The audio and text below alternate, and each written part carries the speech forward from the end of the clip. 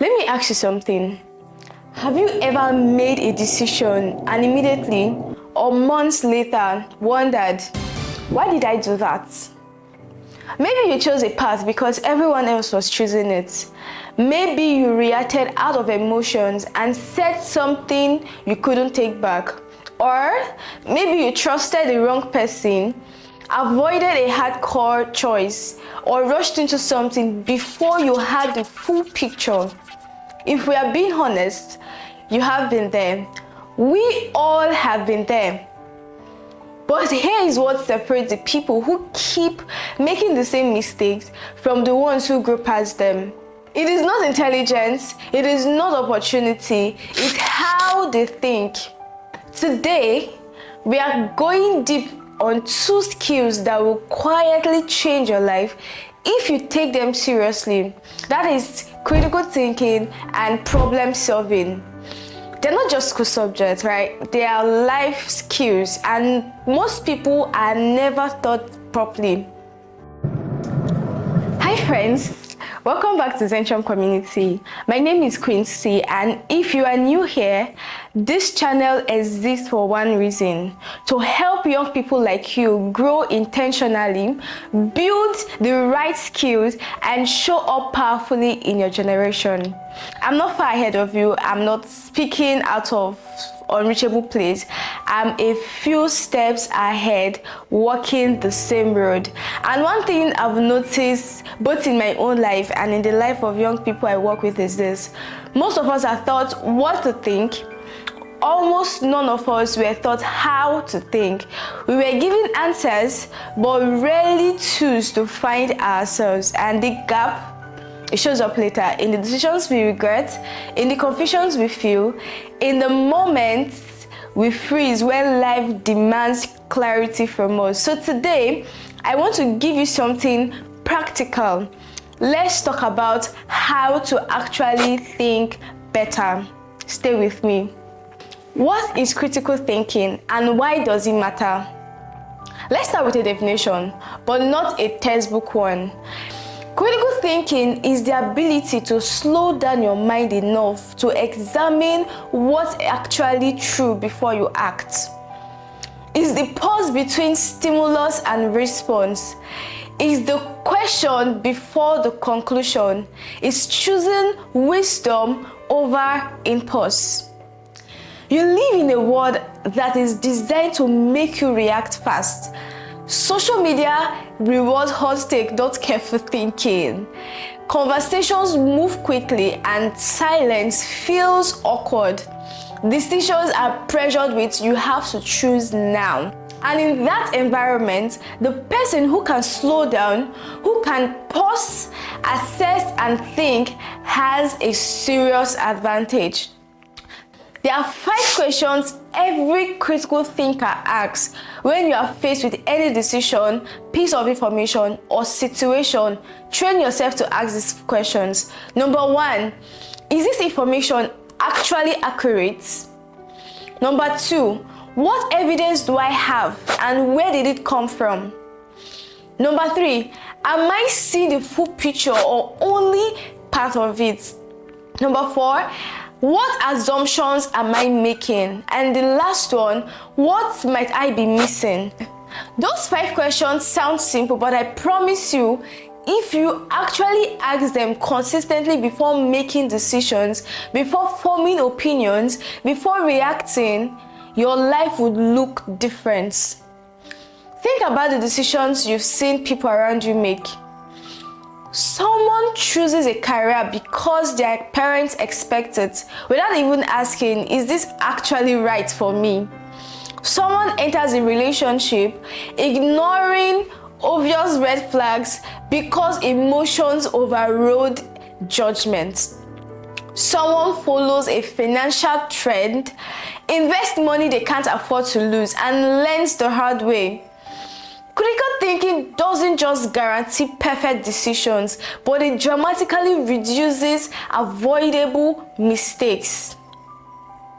Now, taking ownership of your thinking. How can you take ownership of your thinking? Let me say something that might sting a little. One of the biggest signs that someone is still operating with a child's mindset, even if they are 20, 25 or older, is this: they wait for someone else to think for them. As a child, that made sense. Parents decided, teachers guided, you were protected. But adulthood shifts responsibility, and here is the thing: many people becomes adults in age, but they never fully claim their thinking. They wait for others to tell them what to do. They follow the path of least resistance. They avoid decisions because decisions mean accountability. But growth, regrowth, begins when you say, I am responsible for thinking through my life. That doesn't mean you go it alone. Seeking counsel is wise. Learning from mentors is smart. But there's a difference between asking for input and outsourcing your thinking entirely. You have to learn to evaluate the advice you receive. You have to learn to develop the ability to take information in, weigh it, and come to your own considered conclusions. That's what ownership looks like, and that's what we are building here. Now, we're going to go ahead to talk about problem solving. I'm giving you a practical framework you can use, because critical thinking helps you evaluate. Problem solving helps you act. They work together hand in hand. The truth is, life is going to hand you problems constantly. Relational problems, financial problems, career problems, personal problems. That is not pessimism, right? That's just reality. It's not pessimism. The question is never if the problems come. It is whether you have the tools to navigate them. Here is a simple framework for solving problems. How I want you to think about it, just 5 steps, and you can remember them, trust me. Step 1, define the problem clearly. Most people try to solve problems they haven't actually identified correctly. Ask, what exactly is happening here? Not what you feel, what is actually true. Gather the facts. Don't rely on assumptions or emotions alone. What do you actually know? That's step 2. Gather the facts. What informations do you still need? Then step 3, generate options. Resist the urge to grab the first solutions. Ask yourself, what are the 3 or 4 possible paths towards it? If you don't get these paths, just chill. Step 4, evaluate and decide. Weigh your options against your values, your goals, and likely outcome. Then choose. Make your decisions only when you've weighed the outcome. Step 5, take actions and adjust. No plans survive first contact with reality perfectly. Act, observe, and be willing to adapt. This isn't complicated, but it works because most people skip step. They skip defining the problem and jump to solution. They skip gathering facts and act on feelings. They skip generating options because they only see one way. The framework slows you down just enough to get it right, and after that, boom. Let me tell you about 2 people. Both of them faces the same situation. They are passed over for an opportunity they really wanted. The first person reacts, they are frustrated, they pull back, they assume it's unfair, and they do nothing different. 6 months later, they are still in the same exact, still frustrated, still waiting. The second person pauses. They ask questions. What happened? What can I learn from this? Do I need to develop?